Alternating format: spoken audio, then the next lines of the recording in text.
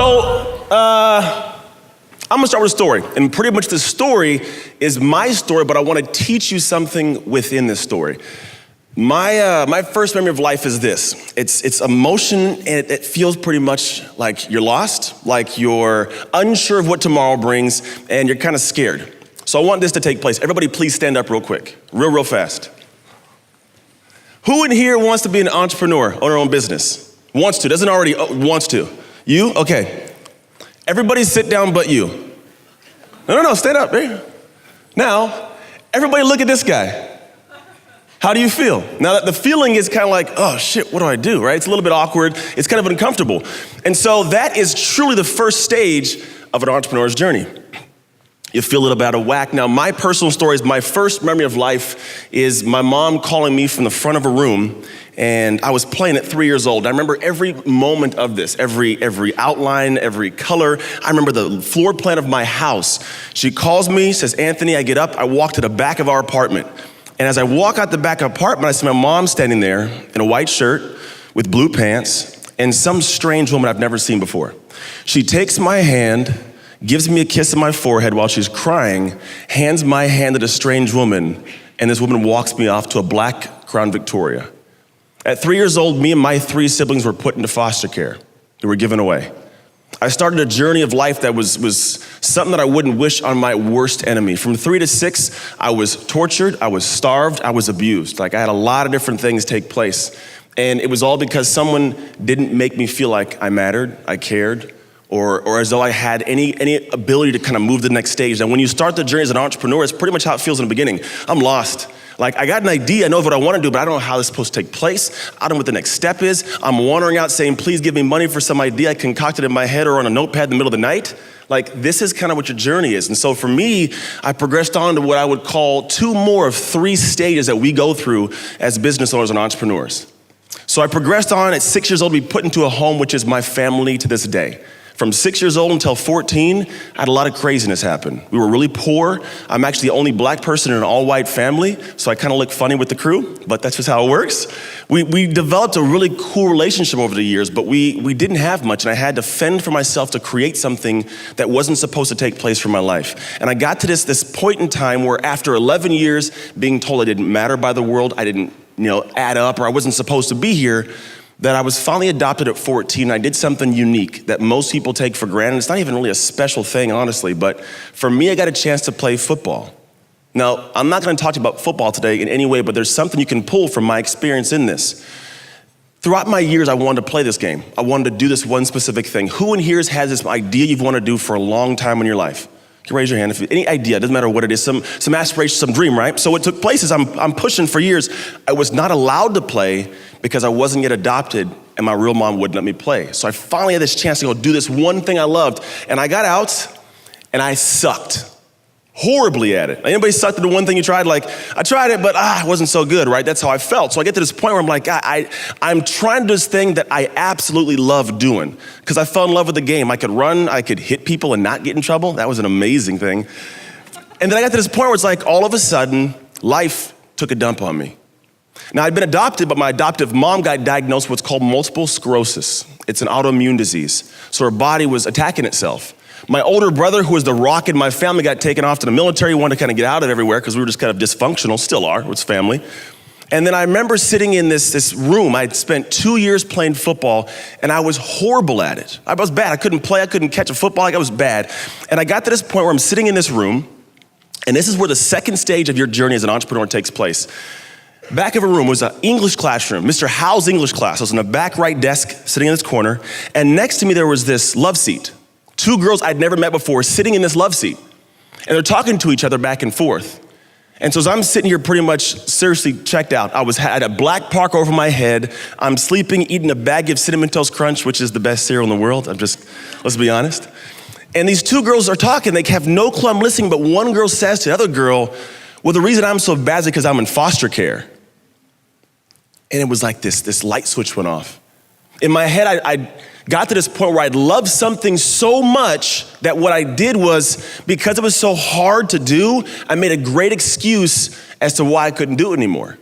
You love something. You're good at it. You want to get good at it, but because it's so hard, you're like, I can't do it. It's because there's not enough money, or I don't have enough support, or nobody believes in me, or it's just not supposed to be for me. You make an excuse, and the excuse allows you to sleep at night real well. Because here's somebody says, hey, why couldn't you do it? Oh, it's because, you spit it out. That was my excuse. And when I heard it, it was horrible. Because I was sitting there saying that because of something in the past, it was gonna affect every single bit of my future.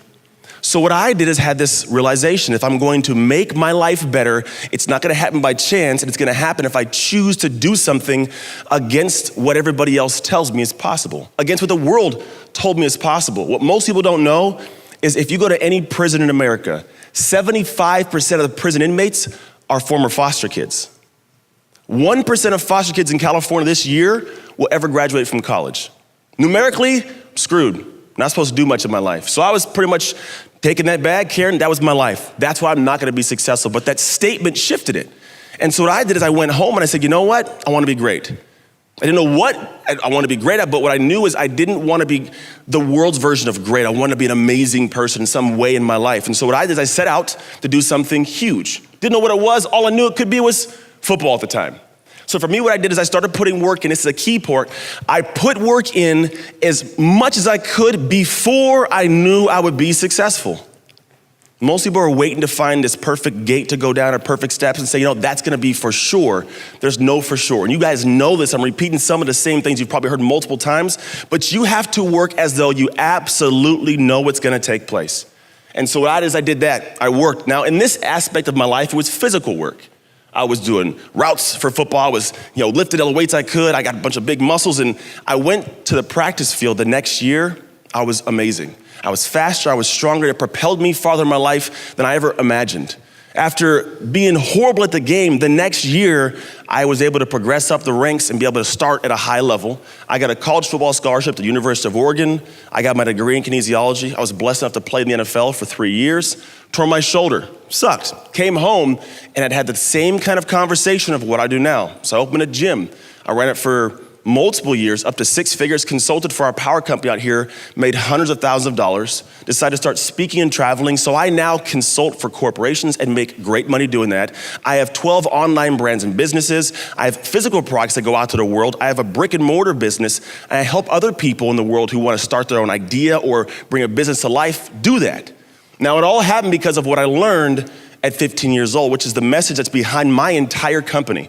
It's called Trust Your Hustle. If you are going to in any way, shape, or form create something amazing, it's gonna take a lot of hustle. We heard that earlier, a ton of hustle. But for me, I looked like what really is hustle. And here's the thing, if you don't think you can climb a mountain, you're not gonna start climbing the mountain. Not gonna happen. You're gonna sit back and say, well, I don't know if I can make it up there. And if I start out and I fail, I just wasted time and energy. And most of us look at the peak of the mountain and say, you know what, I haven't gotten that far in the past, probably can't do it now.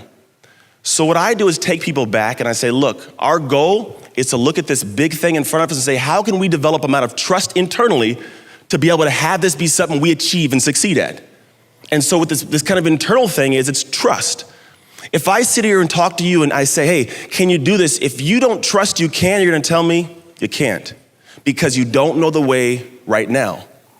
The idea of trust your hustle is to switch everything around and say, you know what? I do not know if I'm gonna be able to achieve this. I know there's gonna be problems later on, but the incredible piece is when you trust yourself internally so much that you know that when you run into a problem, you'll bring you to the problem. It's one mental switch that changes everything for it. And the way you go through this process, it's an actual process, not just an idea, is this. You have to have 3 phases you cover. First one is C. The C phase. Most people step back and say, you know what, I can't do this, it's impossible, it's too hard, maybe I can. You don't feel confident in it. And what happens is because you're looking and seeing the wrong things. You're seeing areas where somebody told you it wasn't possible. You're seeing problems before they even come to fruition, but you're not seeing what you should see, which is the possibility, the hope, and seeing what you happen to have already inside of you, which is honestly never pulled to the surface until it's forced to the surface. Your ability to go out and create something and develop something and get help, ask for people to engage in and kind of invest in your same dream, right? That's the C phase. Can I see myself doing that? Once you can actually see it. Now comes the real work, the sacrifice to get that done.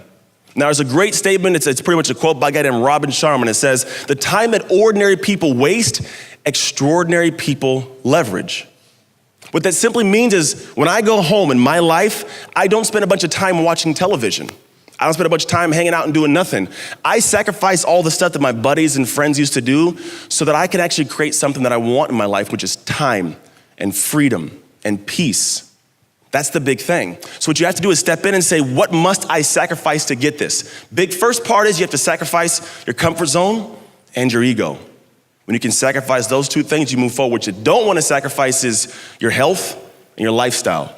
Third step is sustain. You gotta sustain these things. No one wants something here today and gone tomorrow. The idea you gotta shape everything around is how can you look at everything you developed with sustainability to where I can actually not have to go up and down and chase things for the rest of my life.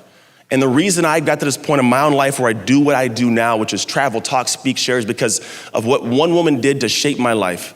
The woman that adopted me 2 years ago passed of multiple sclerosis. And it was a moment in time where everything for me shifted. Because I didn't used to do this. I used to be tucked away in a gym training people. And what I realized was someone who didn't care about me before she knew me, just kind of, without being her own blood, fell in love with me. And then because of that, she did something that allowed me not to be a statistic, is she impacted me. And when she changed who I was internally, it changed what I chose to do in the world. And so the last phase of the entrepreneur's journey is it's never ending, but it's what impact can you have on the world? My mom impacted me so that I could impact those who impact, which is you. Thank you so much for your time.